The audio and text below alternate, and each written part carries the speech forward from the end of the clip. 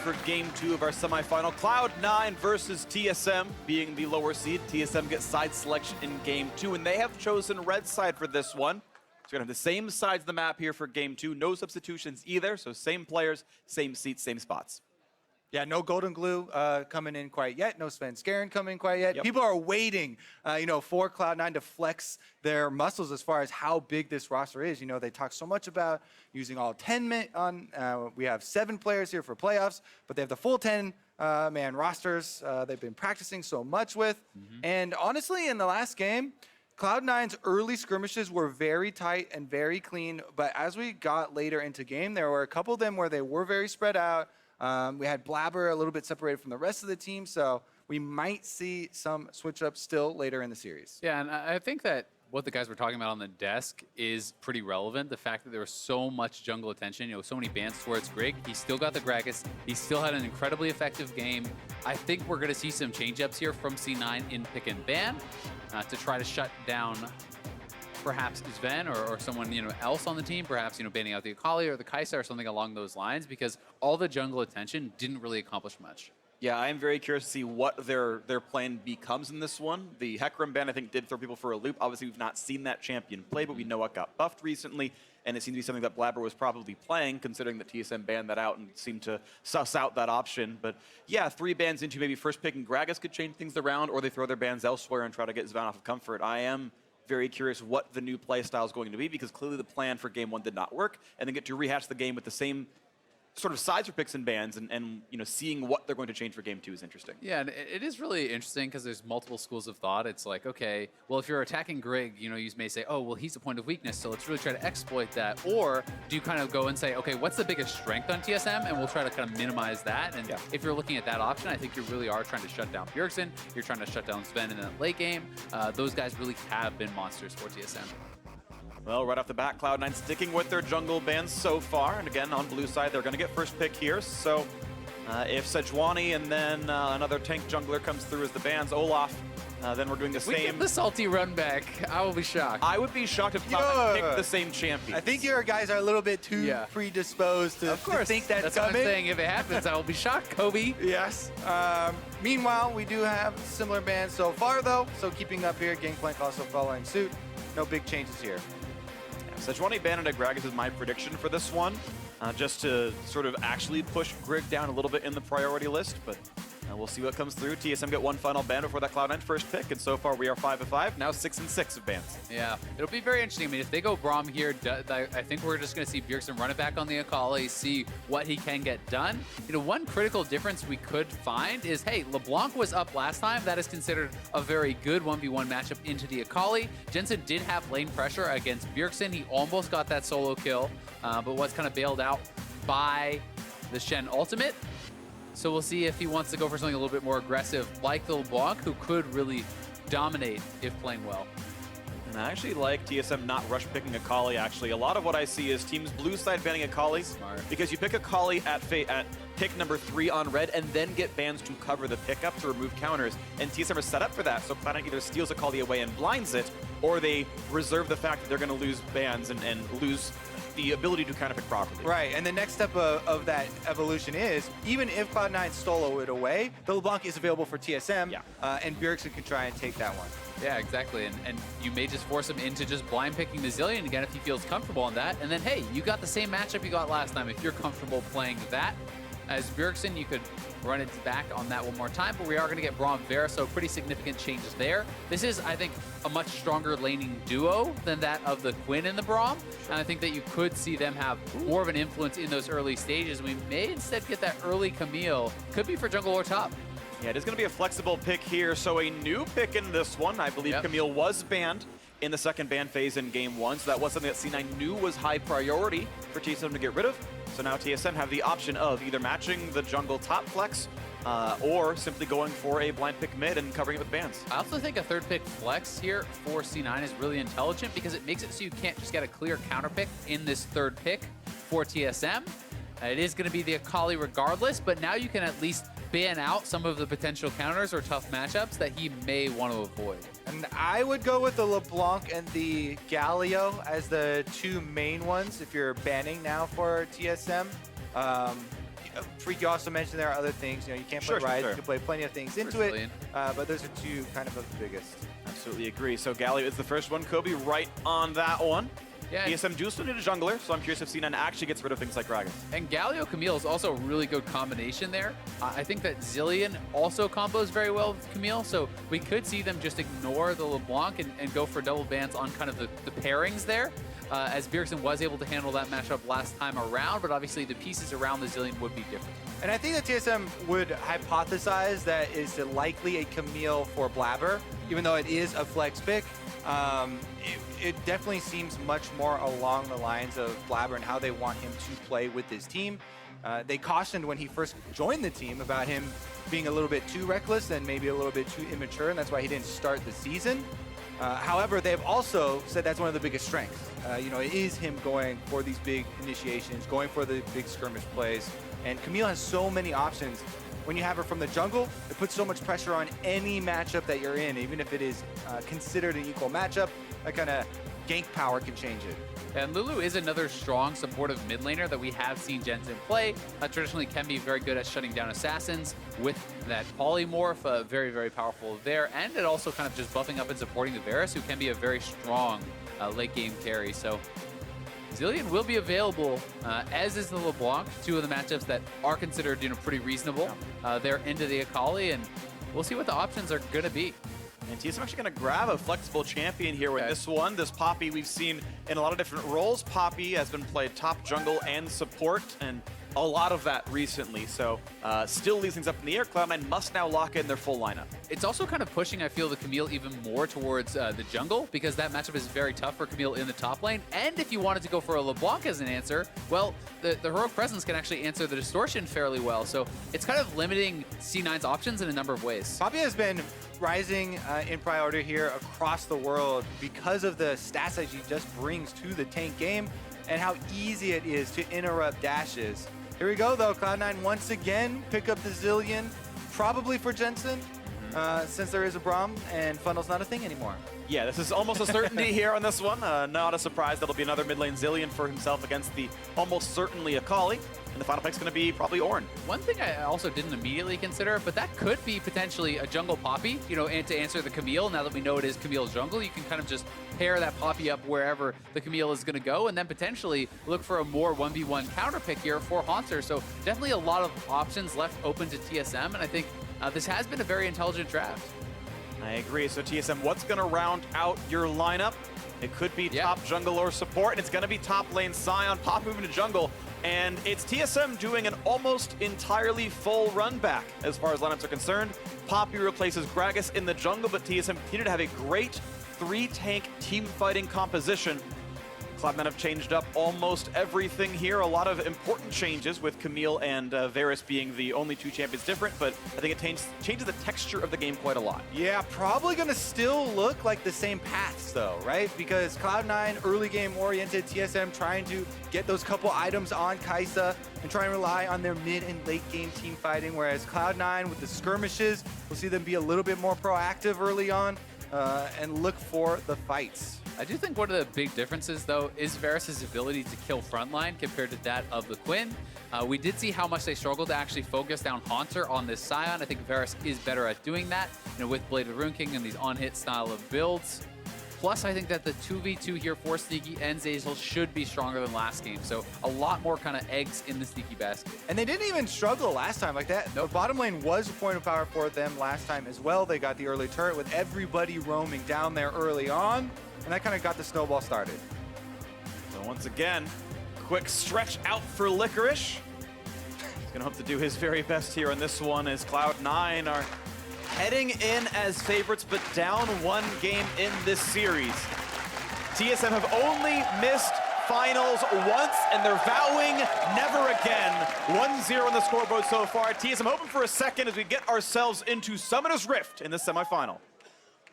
Very interesting stuff to point out right away. It's actually a swap to Glacial Augment for Haunter in the exact same matchup instead of the Grass. We have a Glacial Augment Braum as well for Zeyzal, and Predator Poppy for those ganks. So some kind of critical change-ups there. And I saw some Glacial Augment Braum, and kind of my understanding of why people are doing this instead of something like a Guardian or a Spellbook is when you're against melee-heavy teams, they're really highly prioritizing applying that slow onto someone like the Scion, the Poppy, and the Shen, limiting their mobility in a fight.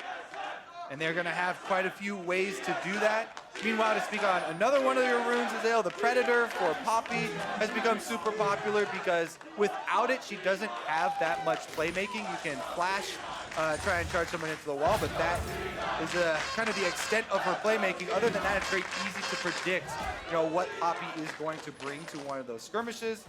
So let's see if Grig can actually have the extra. B-boy Blabber, jeez. Yeah, Camille is definitely one of those junglers that needs to get started very early. You can see red buffs into ganks. And you can see early Scuttle Crab control as well. A lot of times, especially if you have a good pushing lane, you can try and use Camille to get both Scuttle Crabs. So the early wards that we're seeing in the river are very important because those are what teams use so to not get kind of double scuttled. And we'll track those paths pretty soon. Right now, it's going to be a red buff leash. It looks like for both junglers, actually, Scion's going to help out Poppy, and the C9 dual lane's going to help out Blabber down in this one. It's also worth taking into consideration. You talked about Camille's ability to sometimes double scuttle, and this is a Predator which gives you really nothing on those first meetings in the jungle, right? There is not that aftershock to kind of improve your dueling as the Poppy and hope to have a little bit better of a 1v1, so that does kind of lend itself to believe that even more of an advantage for Camille in this early 1v1. And 4 wards by TSM through all of the jungle entrances here early on. Watch those and try and spot Blabber because they're so worried about the early ganks from Camille. The hook shot when you're towards a champion covers so much distance that in the early game when she comes out of Fog of War, it's nearly impossible to get out of it without burning a summoner. It's going to be level 2 first for the C9 duo. I want to see if Zeyzal walks up, looks for a Glacial Slow or the Q. Looks like it's not going to be the case. TSM able to play far enough back, and they'll catch most of this farm right in front of their turret. We'll see how it goes. Sneaky missed 1 CS on the way over, and Blabber actually waiting in the fog, in the brush, getting around the ward. I don't believe he got spotted by that trinket, and is going to be able to grab this scuttle without much issue. And he was lying in wait. He wants to take advantage, of the power of this Camille early. But again, that's why TSM spent all of their early wards here throughout both sides of the river, just looking for a glimpse of the Camille. There's no way that Grig wanted to just wander into the river before they had seen Blabber. And Blabber is now making a move down to the bot side to try to grab that second scuttle. So we'll see if he heads straight there. Looks like he will, has double buffs, has level 3. So certainly would have the advantage in any eventual fight if Poppy does decide to go for it. But oh, he thought he was spotted there. He thought he was on a ward, and that hookshot could have been coming for him. Yeah, it definitely makes you think. Makes you second guess yourself. A lot of burst potential can come out. Now everyone knows where each other is. I like Blabber's pathing. If I caught it right, I believe he took part of a camp on his way through, so he got level 3 off of that top scuttle. I believe it was partial wolves. I can verify that later, but if you said he was level 3 for those fights. Yeah, if you take both small wolves, then you can get level 3 off the scuttle. A lot of people do that and just leave the big one there. Observer. There you go. And thank you, Kobe. Thank you, everyone. What a great day we have here today as Cloud9 and TSM are doing battle on the fields of justice. And right now, this bot lane is pretty equal. The mid lane kind of the same. Not an eventful early game other than the double scuttle, which is good for Blabber, but somewhat par for the course based on the matchup. This is going to be interesting. Having that Glacial Augment does kind of hurt your actual dueling potential in the 1v1 on the top side, but it does give you more powerful gank assist and allows you to more easily set up for your Q smash because you can apply the Glacial Augment slow and then go for the slam. Yeah, it does help you for all-ins, but as you said, makes your laning a little difficult. We can already see this time around a few more CS in Licorice's favor. That can also just be due to the individual trades this time around, but it definitely is annoying later in the game if you have a Glacial Augment Scion dying on the front line, getting back up in zombie mode, makes it difficult for the other melee members fighting against him because the extra slows come out, and he can actually put down a lot of damage to sustain himself. And we'll see if the ganks come through top lane as they did last time. That was a first blood for C9, but it was never really revisited. Of course, as before, there is a Shen, but it's going to be a while to level 6. Pierce going to try to last it under his turret. Should have 2 bad of a time. Missing a couple just because of how hard that's going to be. Looks for damage on a Jensen, slowed down, and finds a shuriken and walks away. Pretty evenly matched. I will say, Jensen is actually farming significantly better than he did at the start of last game. He was prioritizing the push so heavily in last game that he was actually sacrificing a lot of early farm to do it. and at one point was down 8 to 10 CS early. But Greg spotted in the ward. Camille's heading up here too, so they could look for a potential 2v2 if they could bait it. Be a good bait. Yeah, I don't know if he knows he's spotted, but Grig's going to walk right back out, and now they know it's 2v1, so over the wall. They're going to look for the kill right away, and Hans's going to flash away from the hook shot, slowed down, but no more kill to be had. Yeah, and the Predator was used by Grig there as well. So that's a little bit of a cooldown early on. Not going to have another option. Again, Puppey is not a surprising jungle champion, so to your point, Azale, about the CS in lanes as well, not having the threat of a Gragas coming through and threatening these flashes on you, also going to help out that matchup quite a bit. And now that the Predator's gone as well, it's very easy to track the Poppy. Yeah, and allows Blabber to get his third straight scuttle. That's going to be very nice, as that was spawning up on the top side. Hansler's going to have to be pretty careful, as you see Licorice hitting 6. He is going to be without his flash. Camille could make a repeat game.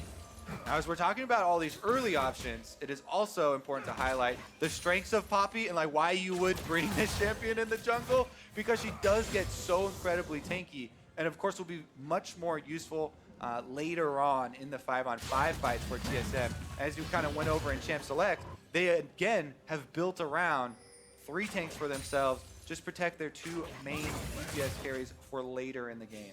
Yeah, there's some critical interactions. That steadfast presence not only can stop the hookshot from Blabber, but it can stop the redirect on the Ornn ultimate. It can, block those up. And I've seen, Poppy played against Zilean. If you can knock the Zilean out of a fight, you can sometimes burst someone down before that Zilean ultimate can come out. So definitely a lot of interesting interactions there. Hansu getting his first recall off, getting his own catalyst, moving towards Abyssal Mask. Not much of an issue for him as he walks back. Hansu, of course, able to forge, Licorice able to forge his own, but actually is going for the full recall this time to recoup his resources, and neither top laner will teleport back. And they still got that summon if they need it for the bot lane skirmishes. They might come forward. Blabber going to get rid of this ward, and we will see if Cloud9 are able to play for Drake control. In fact, Blabber going to put it right away. And as the team comes around, this might be a 3v0. Already we have a huge correction from last time around. This time, Cloud9 winning across the board in CS in their lanes with the early gold allows them also push up the lane and get the first Drake for themselves. This will be their first of the series, taking an early Ocean. That early Ocean is going to be so big as well. Not being able to be pushed out of lanes as easily really can make it very, very difficult in some of these matchups when people do grab that early Ocean. And we'll see if they want to head back up to the top. You can see Blabber is 6 now as well. Could make that clear up to the top side. And we just saw there on your screen, the fan votes changing after TSM takes game number 1. Getting quite a bit more support this time around. Cloud9, though, do have an early hold on this game and looking to push in bottom lane once again. Sneaky's got a double wave built up. Yeah, he's trying to kind of build this up, and we'll see if they want to try to threaten onto Sven. UFC, just even in the way that Sven and Mithy are playing it, they're showing a tremendous amount of respect over to that Varus Braum, knowing they have to give things up early to try to get to those later game stages. Plus, with that control ward that Zazel put in the side brush, it's very intelligent, because if you don't have vision ever of the Camille, then the bottom lane that you're playing against has to respect the possibility. Because if there's a Camille in the side lane brush, they can easily hookshot off the wall. Mid lane though, Jensen. Down there first on Jensen. Cloud comes down, good damage out for this. And he's got to respect the chance that maybe an R2 coming through might have been lethal damage, would have been close. Able to stay alive and regen back up with his Catalyst and the Ocean Drake. Catalyst, Ocean Drake, Biscuits, Corrupting Potion, Time Warp Tonic. They are a little durable, we'll say. Basically all forms of heal over time you can get here. Exactly. Oh, TP coming in behind. Sven wants in behind this one, 2v1. Licorice gonna flash, he's gonna be found out by plenty of damage from Kai'Sa. And now how is he gonna get out from this one? A bit of a slow. Now the channel Q, that's gonna be the kill picked up. They hand it over to Sven. First blood to TSM spot lane. Such a smart move. They double TP up to the top lane there. They get the kill, and they're now in a lane swap here. So they've kind of avoided C9's winning bottom lane, but C9 is first to the push. Yeah, Cloud9, we're keeping up the pressure, pushing in on the turret. So interesting move there from TSM to actually take the initiative for themselves, make the swap and get first blood bonus while giving up first turret bonus to Cloud9. Yeah, and I think, overall it's going to be in their favor. They should be able to knock down a turret on the top side, and when you have a winning 2v2 and you can make that trade, you're going to feel really happy. Especially if you're not going to be gaining any ground on the bottom side anytime soon, right? They would continue to get pushed in. It's a lot of continuing. Yes. Well, This maybe series they will can't get continue. this turret, actually. And that does make it, much more in C9's favor if they can defend it. We'll have to see right now, though. Blabber looking around the mid lane, but only to navigate the map. He's, I think, spotted by minions. There's not going to be a gank to be had here. As Licorice walks back to the top side, looks like it is going to be the recalls as TSM can add items to their inventory. And Cloud9 sending their own duo to the side of the map. Blade of the Ruin King finished, though, for Sneaky is quite the power spike. And as I track Sven, he has not turned that yet into a Rage Blade. So this will be a much better item lead for those marksmen on the C9 side. Yeah, Bork being finished early, very, very big. So let's see where Sneaky does go on the map right now. Because Cloud9 trying to have 4 people claim this Rift Herald for themselves to get to continue on the turret taking. See if they can actually snowball it like last time. Remember, they kept TSM to 0 turrets for almost 20 minutes. And this time around, they have, again, another tool at their disposal, but haven't critically given up any of the Drakes. Yeah, and they're not down far. Like they were kind of down gold, even then when there was turrets in C9's favor, even when there was kills being even. So they've done a really good job, I think, laning in general, and they could potentially get this second turret pretty easily with a Rift Herald. So we'll see where they can take it from here. Notably, the resources Cloud9 spent, they were able to grab Herald, but they will not have TP for when the Drake respawns. The cooldown's simply too long. They've got to navigate around that in about 3 minutes' time. But for now, TSM, of course, can also threaten with the Haunter teleport, and they're starting to play around top side a little bit. And that's part of the reason they're going to send Licorice down to the bottom lane. He can't play on that top side without TP if they want to focus on Dragon. So you have him down there, ready to potentially fight for that Dragon.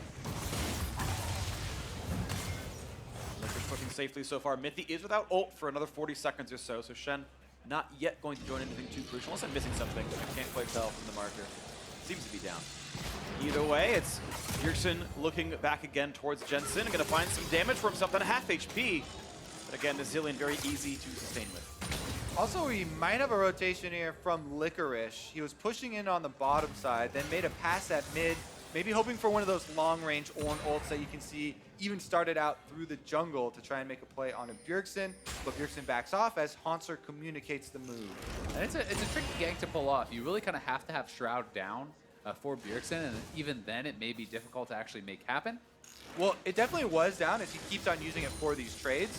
So I definitely agree at the timing windows, they can be hard to find, but they will present themselves as that's a key part of Akali's lane trade. As the minions get pushed back and forth, Akali goes in for the play. They've got Mithy on top of him right now. Over the wall goes Blabber. Will there be a chase? Predator activated for Brig as well, but they've already escaped. What a big amount of damage done, though. And if you chuck someone out that low, you can gain some area on the map to control, even without killing them. Yeah, Blabber's choosing to stay instead of recall, and Drake spawns in 20 seconds. So an injured Camille might be enough to make the play. Now comes the recall, both he and Zeyzal heading backwards, Sneaky doing it a little bit later. Sven does not have TP to get down here, so if TSM does not recall, it is Cloud9 with the numbers advantage on bot side. Well, meanwhile, Mithy, well, he's going to channel his recall as well. Oh, they're canceling. Everyone's starting and canceling their recalls. They're debating whether they need to get bottom for the Drake, and it looks like TSM have decided no, they'll continue to push. Okay, so Ocean will stay on the map, and it's going to be the siege continuing in the top side as they've now spotted Sneaky as well. And we'll wait to see what their choices end up being. Bjergsen walks forward, suddenly Blabber's here. Will this be the engage? Finds the hook shot, but not onto the champion. Greg is kind of in the river here onto the side, and Licorice is in the area, so they're going to drop the Rift Herald, trying to create some pressure around this mid lane. And of course, one of the big things about assassins in the mid lane, generally not with a lot of wave clear there. So having a hard time dealing with this push, Cloud9 grouping up, defending the Rift Herald to allow it to continue and take tower number 2. Really nicely done, and that can give them access now to the Dragon. They can run straight down to that. You can see Licorice is heading that way as Blabber. Especially with Haunter recalling now on the Scion. He does have teleport ready, and he does have his ultimate as well, so he can try and use either of those to get back, but Cloud9, complete control. Just take a look at the mini-map. Actually, toggle Fog of War right now. Exactly. It's so dark for TSM, and we just saw One ward on the whole map. Cloud9 have about 7 wards throughout both sides of TSM's jungle. TSM definitely working with a lot less information. And it's now TSM taking the place that Cloud9 was, trading these Drakes for map control elsewhere. You can see them pushing for top lane tier 1, but first, it's a route onto Greg, and he's stuck inside a turret range, and he's gonna go for the channel. He's gonna knock back only the Braum. Not as sneaky. He finds the snipe, and it's time for round 2 towards Mithy. The slow's up soon. He's getting hasted. Can he find the kill? The shot's gonna go. Stopwatch buys a second, but there's no way out. Maybe there is. He's still running for his life, and yes, he'll live. Zazel might just burn down as the turret shoots him. Bjergsen is here. He could try to go in for this. We'll see if he looks for it. Good play out of Mithy. Bjergsen looking for round 2, slowed out by Jensen though, and just gonna take the damage and walk back. What a play there from Sneaky. Lands the ultimate under tower while Grig is standing still. They force the extra kill, and the flash comes through, but Cloud9 looking for a dive now. Looking for it. 4 versus 2. They find the stun. Sven, he's going to go down. The kill goes to Blabber. Here's an Akali, though. Bjergsen under the turret. He's going to feel safe on this one. Goes for the stun, and Sneaky's got to be careful. Zazel goes in for the stun. He gets one trade. Can he find the second? No, it'll be shut down. A double kill for Blabber. And critically, Licorice canceled Haunter's TP with his ultimate on the boss side, so Bjergsen was expecting that backup. It never came. Now Grig here is trying to chase down Zazel with the Predator, but he lands the Q, and Cloud9 should be able to get out. Wow, what a fight. Cloud9 coming out ahead on the top side of the map, and a 2,000 gold lead plus the Drake. Again, on display, Cloud9's early skirmishing here. So Zazel goes in, he takes the ultimate from Poppy, Sneaky flashes over the taunt from Mithy, lands the arrow for the extra kill. Then Mithy actually has a pretty good escape here. Flashes for the distance, then Zhonya's uses his stopwatch under turret, knowing that his taunt will come back up off cooldown afterwards just in time. And they almost baited in the kill from Zazel, but then Cloud9 had even more with Blabber flashing onto Sven. Yeah, and there's that TP getting canceled, but the beautiful combo onto Sven. They burst him down, and despite the fact that Bjergsen is able to get one kill, he does get taken out in the extended fight. And Brazilian ult was up, but just not perhaps expecting that much damage. He put it onto Zazel. We thought the turn was going to come out of the front line. Braum instead, it was Bjergsen who aimed for Sneaky. So this time Jensen didn't guess right, though I can't blame him for looking at the front liner. Either way, top lane, outer falls. Cloud9 again, 3 turrets to 0. This time, though, much better map control across the board. Although, as Sven getting some alone time down here, might be able to equalize this a little bit. Licorice walking into a 1v3. V3 has the ult, can't channel away until that W ends for Grig. And now looking for the way out. Licorice may not find it. The ult forward for Sven. They will pick this one up. TSM tie the kills, but they're still losing control of the map as top lane tier 2 falls. And they could keep pressuring here. An extra minion still left. They can try and threaten an inhibitor turret if they keep that minion alive. Yeah, they're looking like they want to continue, but they're going to maybe rotate down towards mid lane, filter away some of these buffs in the jungle. You can see Zillion was kind of shoving them in the mid side, and C9 certainly coming out ahead as far as the turrets go. They're up 4 turrets to 1. That is most of their gold lead, and now looking to perhaps start to establish vision around this side of the map. Really thought they were going to keep up the tempo there with the teleport ready on Licorice. Even though he died, he could revive and then teleport up with the rest of the team, but they call it off. They have just 2 outer turrets remaining to take here, 4-1 in favor of Cloud9. And Baron coming up in a minute and a half is going to make it interesting with all the extra vision through this red quadrant of TSM's jungle. A lot of big ticket items coming up. The Baron, the Infernal is going to be that next dragon that these guys may want to fight very heavily around. That could be a really big one, especially for Cloud9, who has that kind of damage-dealing jungler who is going to get more out of the Infernal than Drake will. Definitely a good comp for it here as we wait around the mid-game. 19 minutes now in, tied in kills, but 4-1 in turrets and 2-0 in Ocean Drakes. Cloud9 looking at a comeback now in this series, in the lead in game 2. Drake spawning in a minute 45, and right now C9's members heading to the top side. The Baron and Nash are going to spawn before the Dragon does. Now we look towards the bottom lane as there's a battle between the tanks with Sven coming in behind, 2v1. Ornal comes across, but can he stop this? Maybe so as Blabber comes across, looks for the stun, looks for the play into Sven. But now with Mithy here through Shen, it's going to be that first kill. Sven on the board of the 3rd one now, and no answer for Cloud9. Another good collapse by TSM, and it is Sven on the Kai'Sa that comes to kill the tank. He has the power to do it with the passive, and that is the 2nd time that they have taken down Licorice in the side lane with him collapsing.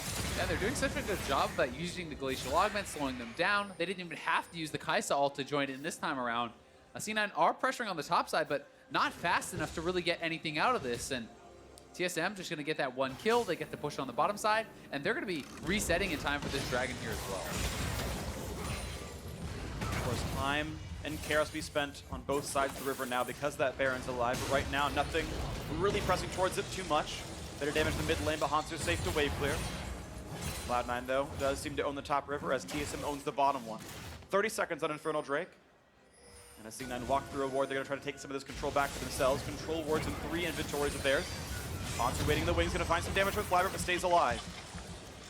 And then once again, TSM pushed back as C9 will try to take control of this river. As TSM push in the mid lane, looking for the play on towards Hanser, but he ults away. 2 ults burned by Cloud9. This could be a decent re-engage by TSM if they collapse for it.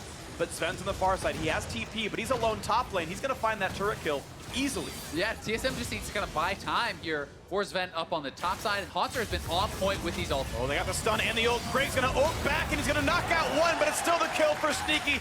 Not enough time bot, so no jungler gives a lot of space for C9. Cloud9 are definitely going to take the Infernal Drake here in payment for the top tower and getting that kill and try and continue the push. But TSM's goal of funneling more money onto their Kai'Sa, their late game super hyper carry, he did the most damage in last game, is kind of accomplished there. It's just that they did not want to give up that extra kill to Cloud9, which Blabber did a very good job of jumping on there with the Camille and kind of using that ult to corner Grig. I mean, these two marksmen are basically dead even. It's 20, 30 gold separating the two of them. They both have 2 completed items. These guys are going to be on very strong team fighters, and as you said, Sven has been monstrous in the late game on this Kai'Sa. He got a pentakill in the quarterfinals, and there's the potential for him to take over. Both these guys got to perform really well. I feel like these are clearly the 2 most comfortable carry champions for TSM right now. You know, Sven on the Kai'Sa with the pentakill, with the very good performances, and Bjergsen obviously with a huge part in getting them here with the Akali play. Yeah. And then it stands to kind of wonder, you know, should you be giving them those big comfort picks, right? That's a tough question to answer, but Grig maybe caught out on the top. Looking for a fight on the top side. A nice taunt's going to prevent the Ornn knockup from happening, but now they're still chasing towards Sven. He's going to be stunned up pretty soon. Kai's backwards, looks to keep himself alive. As there's a team joins him, but the first kill's going to come through. Miffy's going to fall. Not the trade yet towards Blabber. He's been revived by Zillion, and the fight continues. A third picked up already. TSM are routed. They try to find a kill towards Blabber, but they will not get it. The Scion passive falls. With no jungler, it's time for Baron. Just as we're talking about TSM being comfortable with their carries, you are reminded about the Zillion plus Blabber combination. The revive goes off on the right target this time around in Cloud9. 5 members strong starting up Baron. Bjergsen and Sven, though, closing in, trying to make some heroics happen here around the pit. They don't feel they can give this up. They send 2 to kill off the Kai'Sa, the Akali rather. She's going to fall, and now Blabber the duel, but Sven wins that fight. Give with the the help of jungler Miffy. now. Still, yes, it's the battle of who can smite versus a pretty good damage Kai'Sa. Grig is no coming. vision inside the pit, though. Can they find the way in? This could get a little bit risky. Will the random steal happen? It's not going to go through. No W's this time. The double-edged sword of Blabber. Cloud9 themselves cautioned against it. Sometimes can get a little bit too aggressive. That time it was looking for the 1v1. Did not take into account the Shen ultimate that could arrive. But in the end, Cloud9 still secure the Baron. They definitely do. Blabber, give Mindless us him. Baron. Blabber, take it away. Here it is one more time. It was a nice taunt from Miffy to interrupt that actually R2 for Licorice on the ultimate, and then Grig doing a good job peeling, and Sven using that stun to build some space for himself, but still, that's not enough. Yeah, as you can see, Sneaky on the Varus, a machine gun in the back line, firing away over and over. Once you brought that passive on Varus, the attack speed just goes through the roof. And that's one of the biggest differences, comparing how that fight looked to one with Quinn, where the Quinn is struggling to kind of punch through those frontliners. You give Sneaky that time, you give him that space, he is shredding them, and Blabber was able to give him that time with the Zillion ultimate, with his pressure on his Sven. That team fight looked a whole lot better for Cloud9 here, and with their Baron buff now under their belts, more than 4,000 gold puts them ahead. A gigantic minion wave being shepherded now by Licorice on the bottom side. You can have a tied scoreline with a couple of minutes here. 3 Drakes to 0 Baron-ons for 2 minutes still, in mid lane tier 2 under fire. TSM completely giving up that part of the map. I will wait to see when they're going to defend their territory. Bot lane tier 2 has some reinforcements. Sven's going to stop this one, but now mid lane's under fire, and TSM not really there on time. They're going to give up that turret as well. Yeah, they're going to have to give up the inhibitor, and you can see not only is it the gold lead, it's huge experience lead. 3 levels in the mid lane, 2 levels on that marksman. 9 greeting for the dive, looking for a bit of damage towards Sven and maybe towards Grig as well. They can't find it though.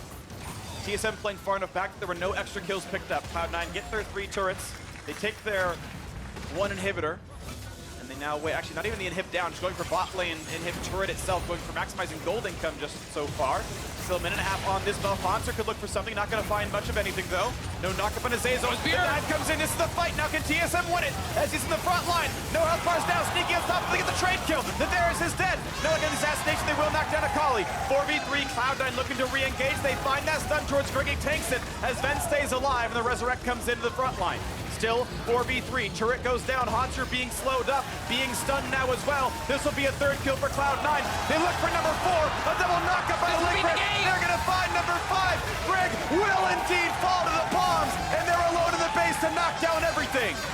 Cloud9 strike back, and with the Baron buff, they'll be able to even up this series. And the turrets are gonna fall. No one's left to stop them.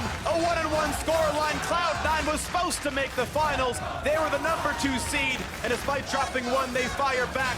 The Nexus is theirs. We're going to game 3. And what a change from game number 1. Cloud9 with a wonderful game here, taking down the Dragons, taking that neutral objective control, and really dictating the pace in the jungle matchup. They made it work for themselves. What a game. Smiles on their faces, and a better showing all around. Reaper, the coach who had changed his roster so many times, starting to face the barrel of defeat, says, no, I will keep with this roster that I have found that has worked so well for us, and this time it does pay through. And I thought kind of down the line, great performances from each player. Yeah, and you really got to see it highlighted here, where they have Blabber on something that can go very offensive, damage-dealing jungler, and the Zillion Revive just changes the way that you get to play the game when you're on these champions that in the past, people have been like, oh yeah, you can't really execute that in late-game team fights. Well, turns out you can, as long as your mid laner is willing to help you out. Yeah, and I mean, Sneaky did a monstrous amount of damage, almost doubling anyone on TSM there on the Varus, and that was just shredding the front line. So it really felt like the small adaptations they made in pick ban paid off huge dividends here in this game, and now I'm excited to see if it's TSM's turn to change things up. And it is pretty crazy seeing C9 actually do well in lane. The whole sneaky in lane meme aside, he actually had very bad stats this split. It was something like minus 15 CSD, something incredible. Sven, obviously a pretty good laner in his own right, but the fact that they've had some good laning phases now, Cloud9 a bit more well-rounded here in this one, and we'll see if they can continue this surge or if TSM answers back themselves. Either way, to break down how Cloud9 tied up the series, let's send it over to the analysts. Thank you very much, gentlemen. Cloud9 strike back in Game 2 to bring us to 1-1 in the series. And they do it in such an interesting fashion because we had a whole lot of criticisms for the draft in Game 1. And as the bans started rolling in, we're seeing, oh no, Jungler 1. Oh no, Jungler 2. Oh no, Jungler 3. Like, are they literally going to do it again? Couple big adjustments, though. Reaper is a master at doing things that you want to flame him for and then winning the game, because this looks so much like the C9 drafts. Solo was mentioning this from last playoffs, where when they lost to TL, they just banned 4 or 5 top laners every single game, and Impact Pig singed, and they're just banning a bunch of tank junglers to give Grig another tank jungler. In a good matchup, too. But what really ended up happening is they just subbed out Varus for Quinn, and it was fine. Yeah. So. Well, that's what I was going to say, is like the bans, you're scratching your head because it's a very similar approach, but I think the picks are really different. This is a lot more focused on team fighting. I think we all agree Varus is going to be a better team fighter than Quinn. Camille versus Nocturne, maybe a little bit more to discuss, but you do have more utility than just like go in and hope to blow somebody up. So I think they were kind of opting into what we were all saying as being like, this is going to be a team fight series. These are all better team fight champions. Yeah, without a doubt. Of course, within that as well, in the game, we saw Cloud9 with some early Drake control where it went the other way for TSM in Game 1. So from the outset, a little bit more early game pressure coming out of Cloud9, it seemed kind of across the board. Yeah, it seemed like their picks were just like a little bit more effective in terms of early game. I think they have like less difficulty in the execution. When you have Varus instead of Quinn, you know, it's not as difficult to get these kind of leads. And, you know, when you get to late game, you can just ulti the front line and auto them. And then as for the Camille as well, it's just so easy to point and click somebody and try to burn them down with your engage.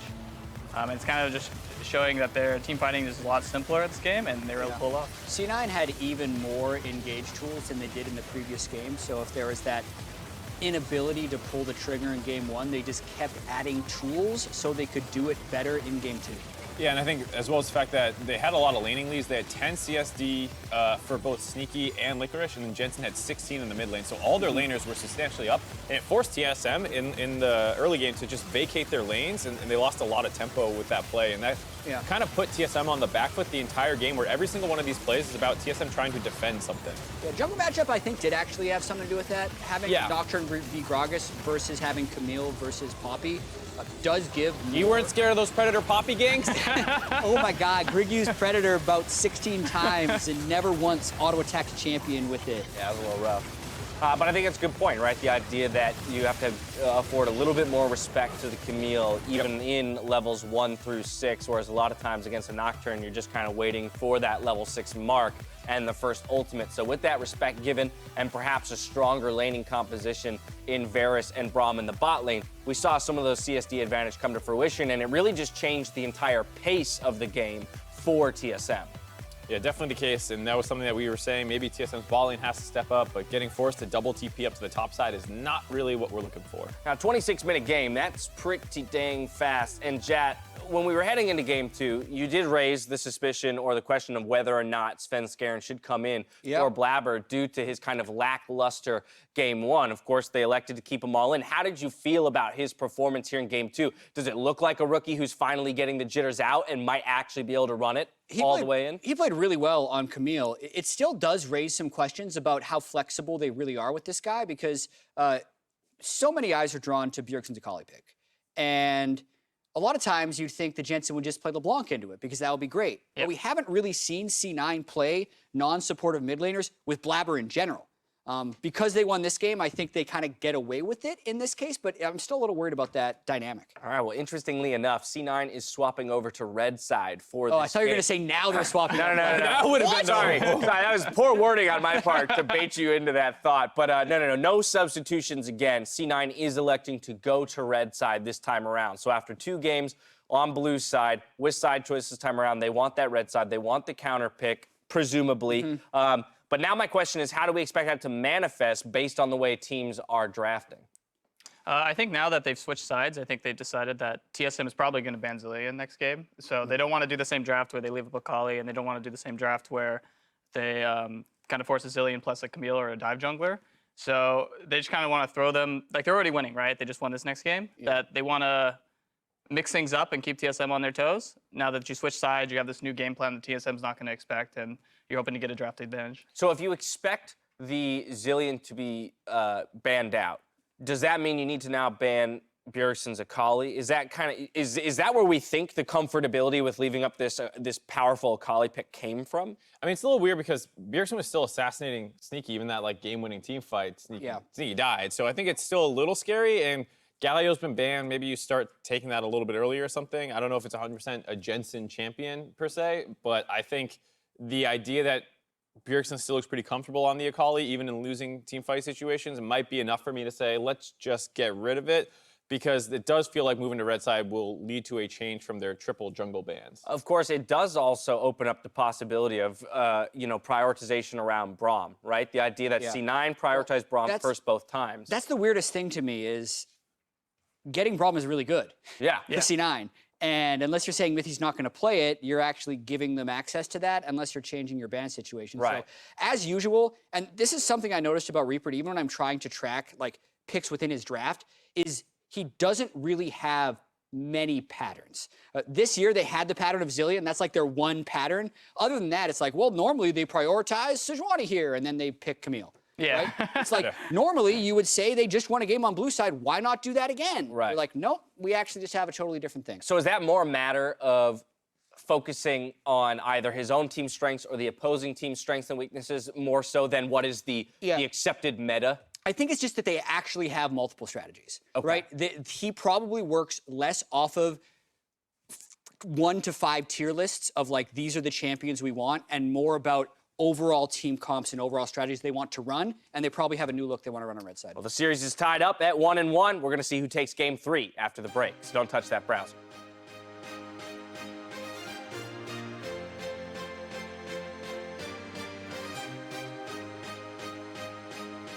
Is Angel talk? Hey, Blabber. Nikki? Blabber, blabber, blabber, blabber, blabber, blabber, blabber, Alright. blabber. Blabber, blabber, Yeah, it's blabber. good. And now how is he going to get out from this one? A bit of a slow. Now the channel Q, that's going to be the kill picked up. They hand it over to Sven. First, it's a route onto Greg, and he's stuck inside a turret range, and he's going to go for the channel. He's going to knock back only the Braum. One shot is sneaky. He finds the snipe. Oh, no, I'm on. I won't for you, Blabber. Okay, I'm on. Blabber, off Blabber. I ult Blabber, ult Blabber, ult Blabber, ult Blabber, ult Blabber. His Sion, his Sion, his Sion. I have stop point, I'm okay. Akali's in the shroud. This will be a third kill for Cloud9. They look for number 4. A double knockup by the Liquid. They're going to find number 5. Greg will indeed fall to the bombs. They fire back. The Nexus is theirs. We're going to game 3. Welcome to Level Up, presented by State Farm. Baron Nashor's prized buff can sometimes come at a heavy price, so we wanted to share some tips on how you can play around Baron's kit. Baron heavily prefers face-to-face combat. If you try to attack Baron from the back of the pit, you run the risk of taking an additional 100% AD damage from Baron's AoE and single target spike attacks. Keep this in mind when you're moving within the pit to avoid taking unnecessary damage. Baron also applies 2 passives to the target it attacks. One that cuts the champion's damage in half, and another that reduces its armor and magic resistance. Use a tank to soak both debuffs. That way your damage dealers remain unscathed and make it that much easier to claim the buff.